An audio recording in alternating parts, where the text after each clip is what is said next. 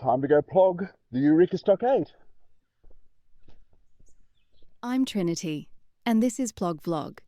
We go to an important place, pick up some litter, and tell a story about purpose and care. We're in Ballarat, Victoria, at the site of the Eureka Stockade. Wind ticks through the gums. Rain diffuses the morning light, leaving an appropriate battle grey tinge to even the trees.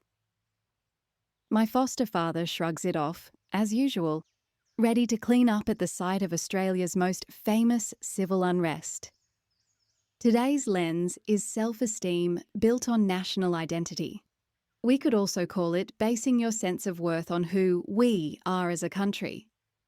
That can be a sturdy beam or a brittle crutch. The question worth holding is this: what happens to your self-esteem if it rests too heavily on the nation, and then your country does something that's against your morals? Eureka is a load-bearing story. In 1854, miners on the Ballarat goldfields swore an oath under a new flag, the Southern Cross, resisting licence fees and the harassment that came with them. The stockade they built here fell quickly to British troops. People died on both sides.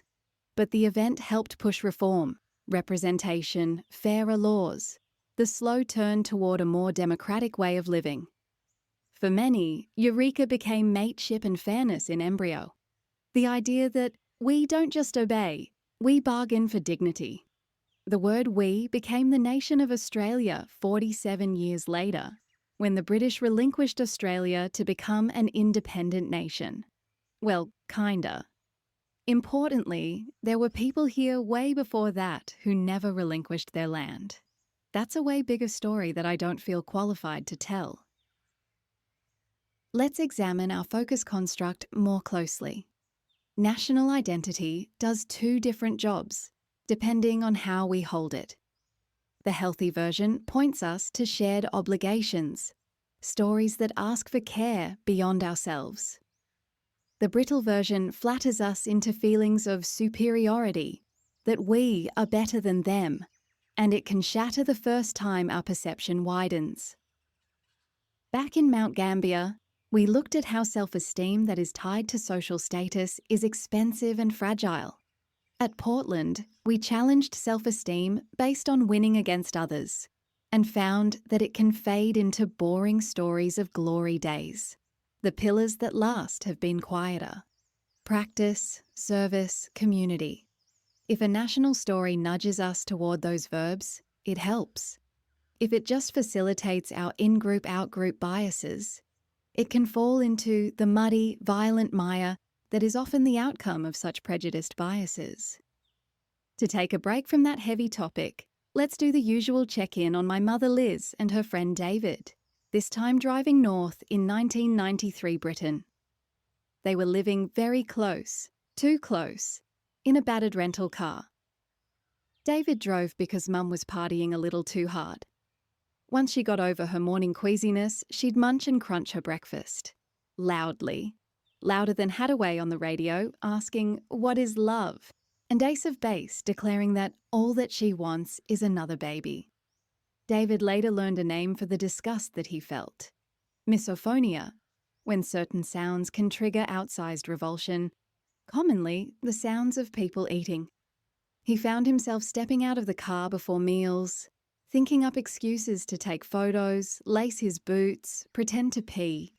Anything to keep the attraction he felt for Mum from curdling into repulsion.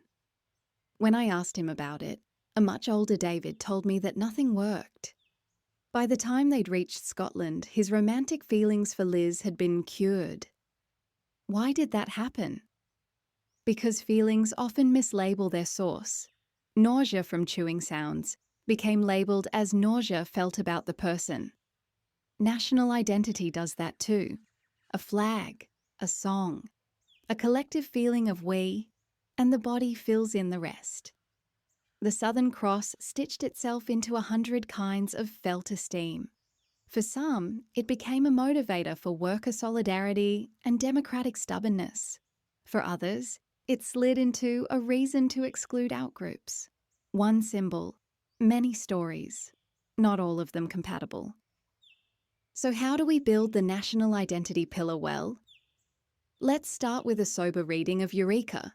Courage and error, hotheads and reform, lives cut short, and a community saying, we are not just revenue. If we anchor esteem to that mix, fallibility plus repair, it's less likely to collapse when confronted by new facts or old wounds. Swap we are good for we are responsible. Swap we are better for we are learning. Esteem that lives in verbs serve, repair, include survives more weather than esteem that lives in unquestioned slogans. I haven't yet found any indication in Liz's diaries of her having feelings for David, or anything about him chewing. I asked the older David about this. He just said, "She didn't see me that way. Yet?" Not for a few years.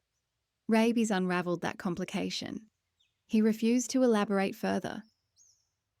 Back with my foster father at the Stockade site, in the growing rain. The miner's oath to stand truly by each other has echoed in parliaments and pubs. If we let that echo push us towards community work, towards the practical care of places and people, we get a national identity that's more like a tool than a trophy.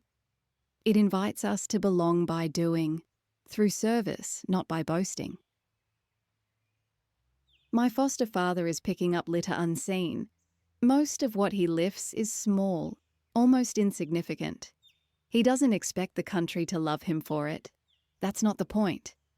The point is to take responsibility for what's ours to tend. Many Australians feel pride about this place. Could pride be the catalyst for small acts, as well as revolutionary fervour?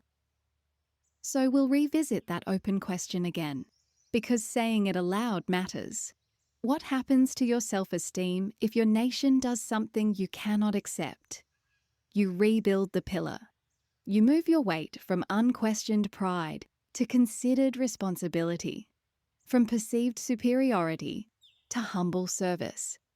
You make your we strong enough to hold both the courage and the error, and then you act. If you're new here, there are pinned maps in the comments of our videos. Tambourine to Yarramin to Mount Gambier to Portland and beyond. If you can visit, check the comments. Head out safely, and please pick up 5 for the next person. That's a simple way to stand truly by each other.